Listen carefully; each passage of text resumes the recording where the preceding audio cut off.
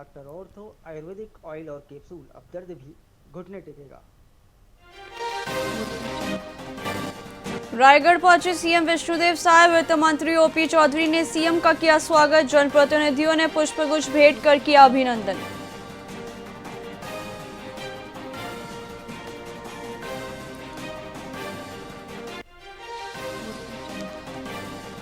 जशपुर में सीएम साय ने सुनी जन समस्याएं। बगिया कैंप कार्यालय में जनता से किया संवाद। जन समस्याओं के समाधान के सीएम ने दिए निर्देश।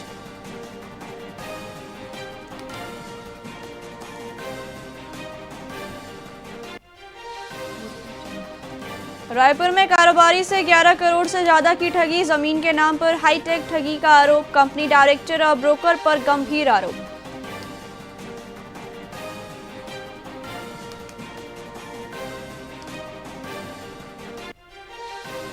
कवर्धा में धान बिक्री मुद्दे पर प्रदर्शन। भारतीय किसान संघ ने कलेक्ट्रेट का किया घेराव। किसान संघ ने प्रशासन को सौंपा ज्ञापन।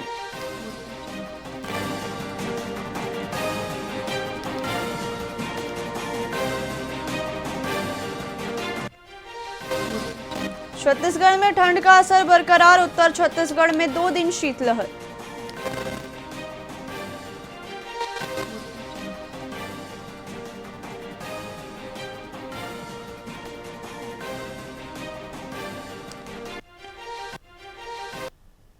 नमस्कार, आप देख रहे हैं वीआईपी न्यूज। मैं हूं प्राची। आइए रुक करते हैं खबरों की ओर। तिल्दा नेवरा में 16 से 18 जनवरी तक त्रिदिवसीय सद्गुरु कबीर सत्संग का आयोजन किया जा रहा है। पहले दिन शोभा यात्रा कबीर छात्रावास से निकाली गई। विभिन्न प्रांतों के संत महापुरुष और भजन मंडलियों ने सत्संग में भाग लिया। भव्य ध्वज पूजन, स्वागत सम्मान और भजन कीर्तन कार्यक्रम का मुख्य आकर्षण रहे।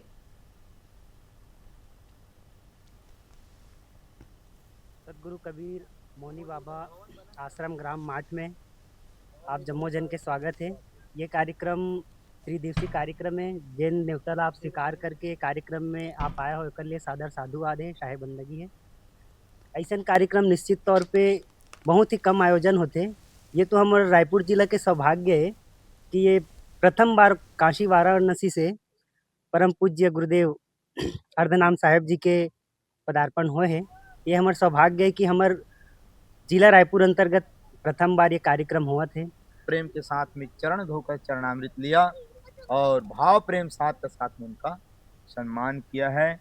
इस कार्यक्रम में मैं सभी को हाथ जोड़ के निवेदन करना चाहूँगा कि 16, 17, 18 जो जनवरी है, 3 शुक्रवार, शनिवार, रविवार, और हमारे जो इस आश्रम में रहने वाले जो बाबा मौनी थे, जिसको कहा करते थे बाबा मौनी माधव दास, तो उनका जो कार्यक्रम है 18 तारीख मौनी अमावस्या भी है। उसी दिन उनके नाम से पुण्यतिथि के रूप में भी हम सब मनाएंगे और सभी को इसलिए इनको आमंत्रण किए हैं।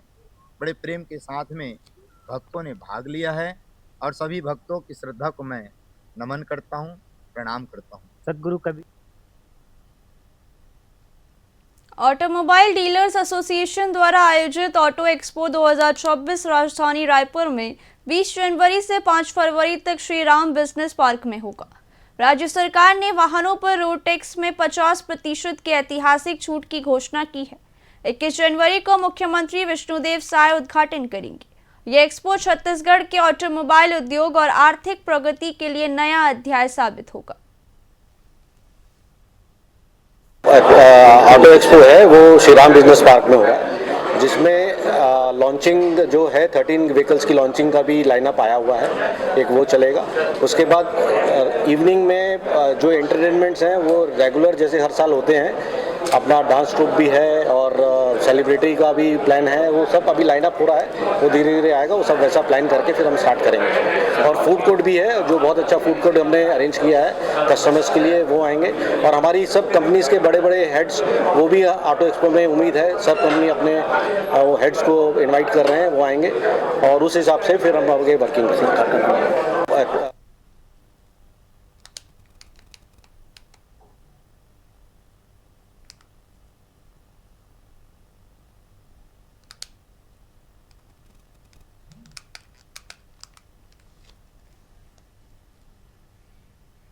छत्तीसगढ़ के एमसीबी जिले में खड़गवां पुलिस ने पशु तस्करी के 1.5 महीने पुराने मामले में बड़ी कामयाबी हासिल की है।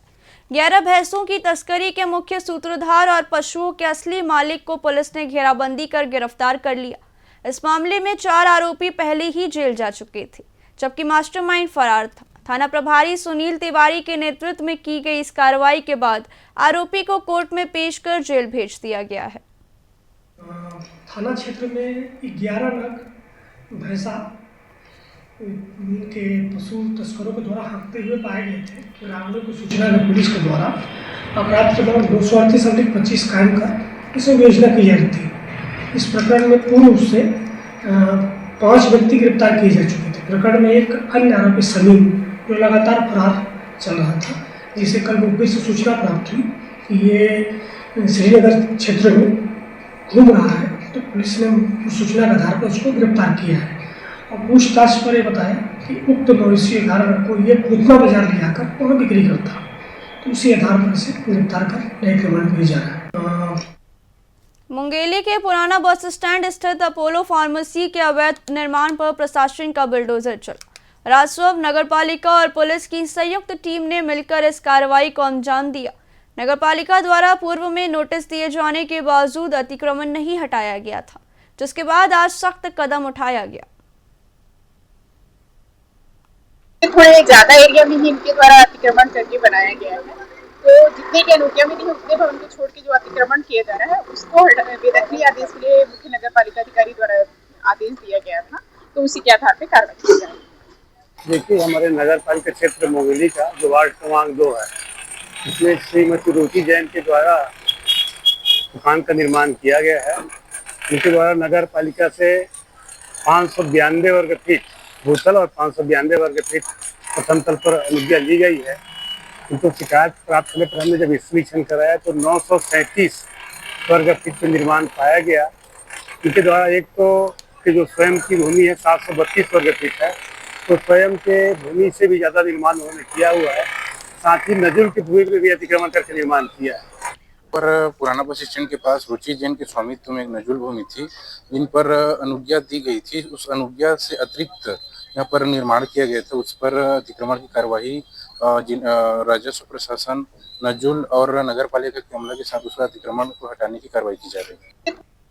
मुंगेली जिला प्रशासन ने धान खरीदी में पारदर्शिता सुनिश्चित करने के लिए बड़ी कार्रवाई की है।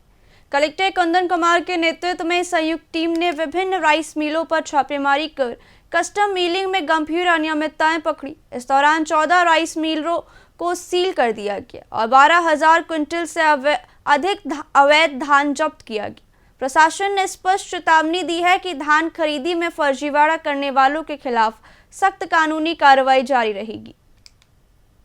में ICCC की AI मॉनिटरिंग के आधार पर जिले को प्राप्त अलर्ट के आधार पर जिले के 66 उपार्जन केंद्रों और 28 मिलों के लिए अलर्ट प्राप्त हुआ था। इन जगहों का भौतिक सत्यापन किया गया।